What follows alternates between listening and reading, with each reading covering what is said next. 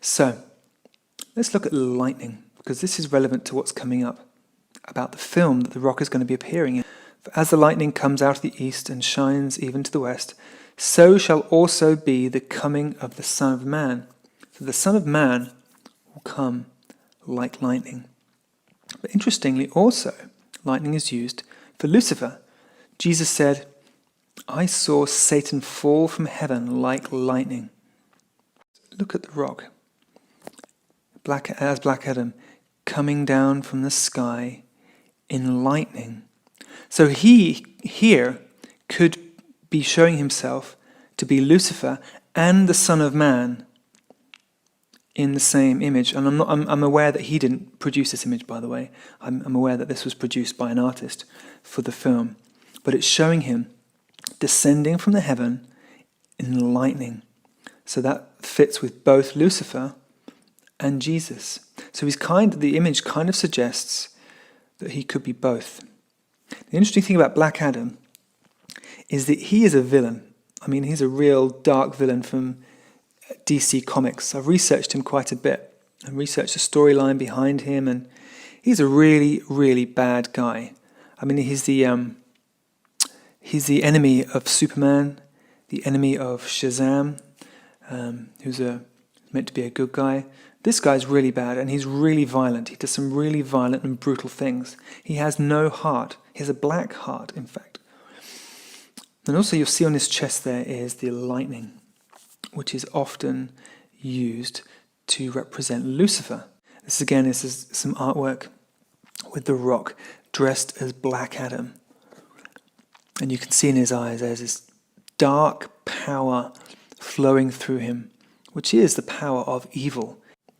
So there we have Black Adam, and you can see the lightning. So the lightning is a significant motif. And the lightning was used by Satanists to signify Lucifer, to represent Lucifer who fell from the sky like lightning, just as Jesus said. So this image here, this lightning bolt, especially in the pentagram, is used to represent Lucifer. And again, this is on one of Marilyn Manson's records. Again, it's the lightning bolt. The lightning bolt is a common image used. And again, look, this is funny. I cannot believe this. That there's an ice cream parlor in America called Sweet Jesus. But look at the name down at the bottom. Sweet, it's got an upside down cross for the T, and it's got the lightning bolt as the S. So that's satanic. The upside down cross is a satanic symbol because Satanism is the kind of inversion of everything that Christianity stands for. Satanism is the opposite of Christianity. It believes in all the opposite things. It's the anti-religion. And so here you have the upside down cross and you have the lightning bolt, because the lightning bolt is a symbol for Satan. That's why they put it there. So let's listen to what the rock said. It's very, very interesting.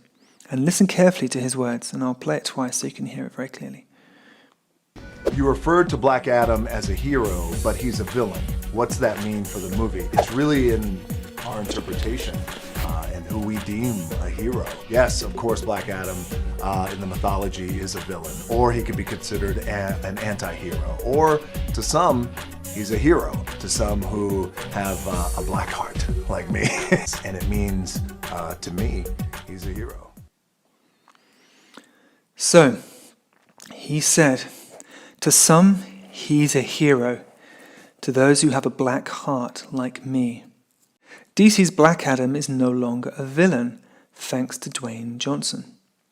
Black Adam is a major villain in DC Comics, and he's a major, major villain. Very dark, very aggressive, very brutal. But Dwayne Johnson is already trying to turn him into a true hero ahead of the 2021 Solo movie. So Dwayne Johnson is trying to change the world's perception of what is a good person. What is a hero? Because a hero is usually that who defeats evil, who stands up for goodness, stands up for decency, all the good things that we know are good.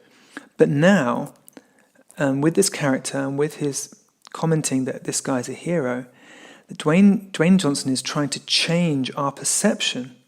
And this film is intended to change our perception of who the good guys really are, of who the heroes really are.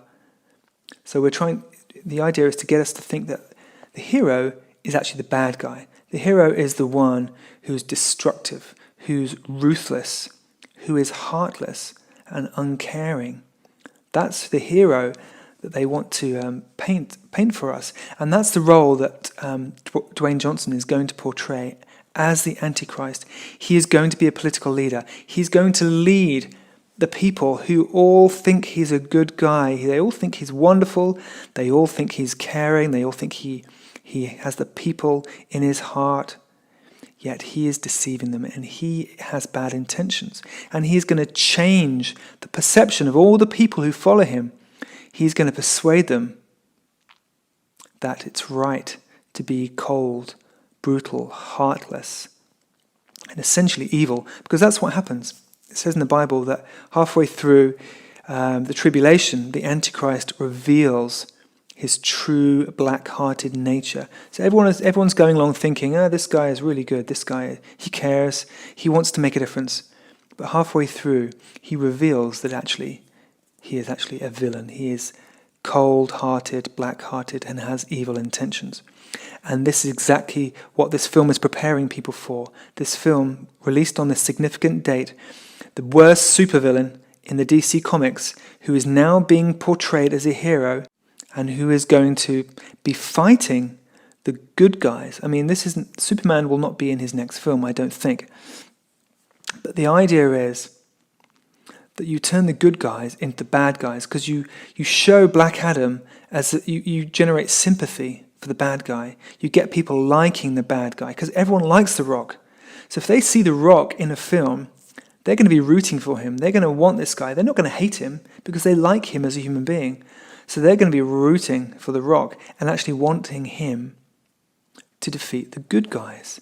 You see how that inverts everything that we instinctively know is right. Instinctively, everything we instinctively want, which is that goodness overcomes evil. Well, this is going to be turned around with this film, I promise you. I know what's going on here.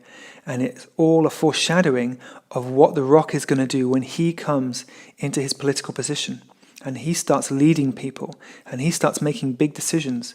Then he is going to follow a similar course as this film is portraying. The media is being harnessed to promote interest in the darkness, interest in the occult, interest in Satanism. And it's because of the Antichrist agenda. The Antichrist is building his army. The Antichrist is building his army of young people, just like Hitler did, who will follow him and who will listen to him and who will think, yeah, I like your message. I believe in your message. Because his message is going to become quite dark.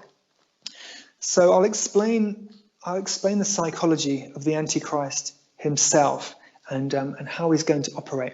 So basically, in the Bible, I mean, I'm not an expert on the Antichrist from the Bible. I'm an expert, you would say, on how it's unfolding in our society and how the media is being used and the psychology that's being implemented in society to get people ready for this Antichrist agenda. You could call it the New World Order, by the way. Some people call it the New World Order. It's like global communism, Brave New World, or 1984. All of this kind of dark vision of society, that's the Antichrist agenda. That's the agenda, that's the world that the Antichrist or the Satanic agenda wants us to live in. And it wants us to live in there, and it's doing everything it can to shepherd society in that direction. And the Antichrist, as an individual, as a human being, is key to leading everyone into this agenda and getting everyone behind him. Because then when everyone supports him, when everyone's behind him, just like when everyone got behind Hitler, you have to understand, everyone thought, yes, this man is going to bring change to our nation. This man is the way forward. This man is going to lead us into a new era. Okay, so everyone was behind him and everyone followed his orders. And then suddenly everyone realized, oh my goodness, he's killing millions of Jews. And then it was too late. And then they were in the system. It was firmly established in the German society. There was no escape. This man was in control and there was no escape. And so it's just the same with the Antichrist. Hitler's like a blueprint for the Antichrist, that he is going to get everyone behind him. Everyone's going to say, this man is great. I love this guy. He's so kind. He's so caring. He's so charismatic. He's going to lead us forward into this new era of peace, a new era of compassion, a new era of tolerance and equality. These are all the buzzwords he'll use: tolerance, inclusivity, equality. And this man is going to inspire everybody.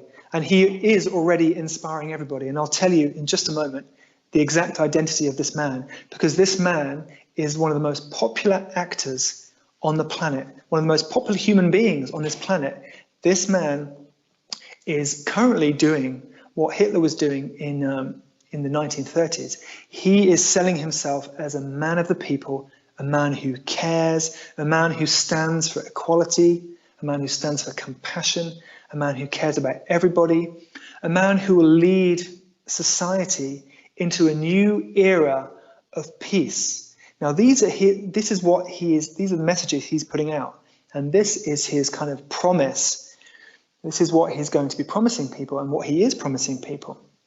And of course, it sounds good to everyone, because everybody wants to believe that someone will save our society.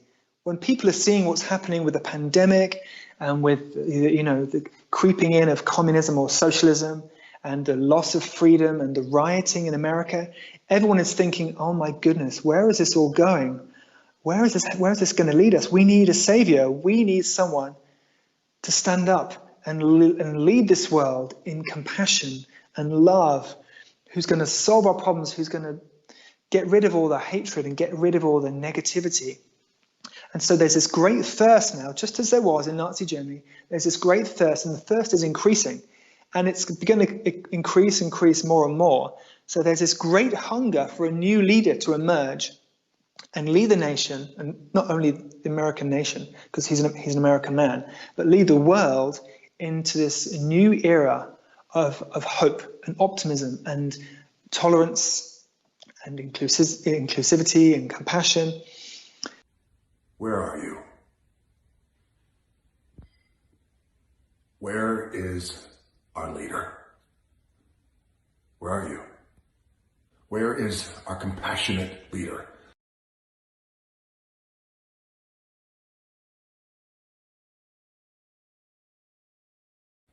I care about you. I am listening to you. This is our country. You are all my people. And I take full responsibility and full accountability for something that has been hundreds of years of systemic disease. Why am I taking full accountability? Because I am your leader.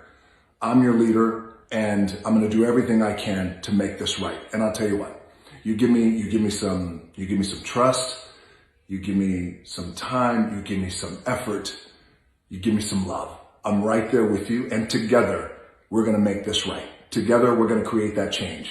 Together we're going to normalize equality. We're going to do it, but we're going to do it together. Hail Satan! Hail Satan! Hail Satan! And for the most evil invention in the world contest, I invented a child molesting robot. It's a robot that is designed to molest children. And it can, theoretically, molest twice as many children as a human molester in, quite frankly, half the time. What you do is you start by building a regular robot, then you molest it and hope that it continues the cycle.